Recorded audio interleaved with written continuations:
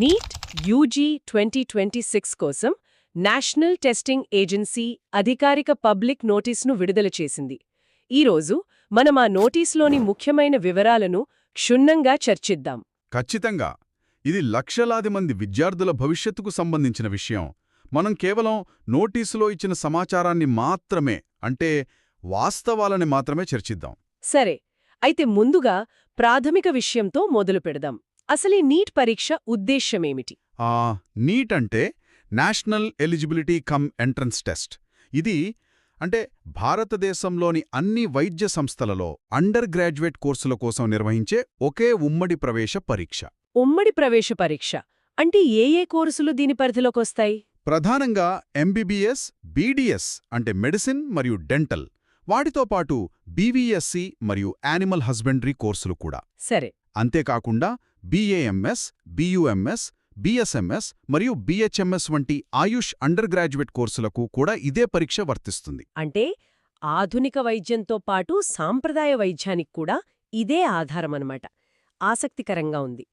నోటీస్లో military nursing service గురించి కూడా ఒక ప్రత్యేక గమనక ఉంది కదా? అవును, ఇది చాలా ముఖ్యమైన మార్పు.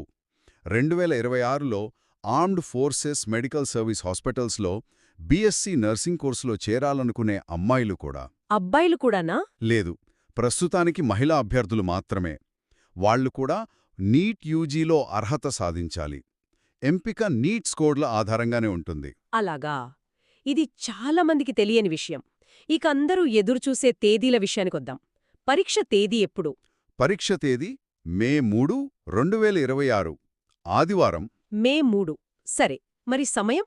సమయం మధ్యాహ్నం 2 గంటల నుంచి సాయంత్రం 5 గంటల వరకు. అంటే 3 గంటల పరీక్ష అన్నమాట. అవును, సరిగ్గా 3 గంటలు, అంటే 180 నిమిషాలు. పరీక్ష తేదీకి ముందు దరఖాస్తు ప్రక్రియ ఉంటుంది కదా, ఆ తేదీల గురించి కొంచెం వివరిస్తారా? తప్పకుండా. ఆన్లైన్ దరఖాస్తు ప్రక్రియ ఫిబ్రవరి 8, 2026న మొదలవుతుంది. ఫిబ్రవరి 8. దానికి చివరి తేదీ వచ్చేసి మార్చి 8, 2026 రాత్రి 9 గంటల వరకు. అంటే సరిగ్గా ఒక నెల సమయం ఇస్తున్నారు. అవును, ఒక నెల మాత్రమే.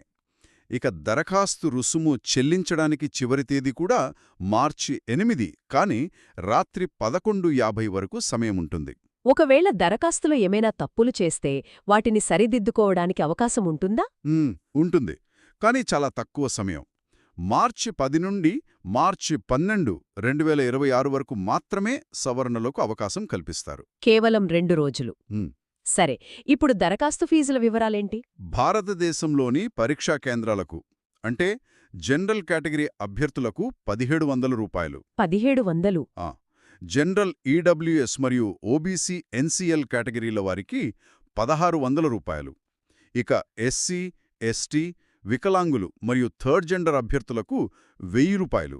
మరి భారతదేశం బయట నుండి దరఖాస్తు చేసుకునేవారికి? వారికి ఫీజు చాలా ఎక్కువ, 9500 రూపాయలుగా నిర్ణయించారు. ఈ పరీక్షను చాలా భాషల్లో నిర్వహిస్తారు కదా?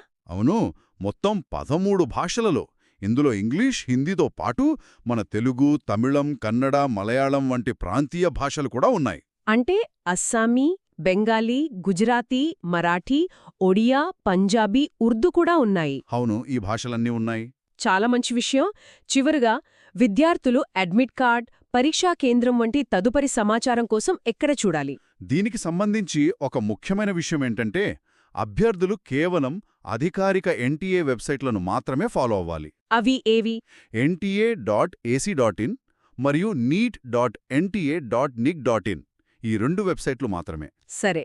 పరీక్షా నగరం, అడ్మిట్ కార్డ్ డౌన్లోడ్, ఆన్సర్ కీలు, ఫలితాలు, ఇలాంటి సమాచారమంతా ఈ వెబ్సైట్లలోనే ప్రకటిస్తారు. అంటే పరీక్షా కేంద్రం యొక్క ఖచ్చితమైన వివరాలు అడ్మిట్ కార్డులో మాత్రమే ఉంటాయన్నమాట. అవును, ఖచ్చితంగా. అయితే ఈ రోజు మనం నీట్ 2026 అధికారిక నోటీస్లోని అన్ని ముఖ్యాంశాలను వివరంగా చర్చించాం. అవును, విద్యార్థులు ఈ తేదీలను, ఫీజుల వివరాలను జాగ్రత్తగా గమనించి అధికారిక వెబ్సైట్లను అనుసరించడం చాలా ముఖ్యం.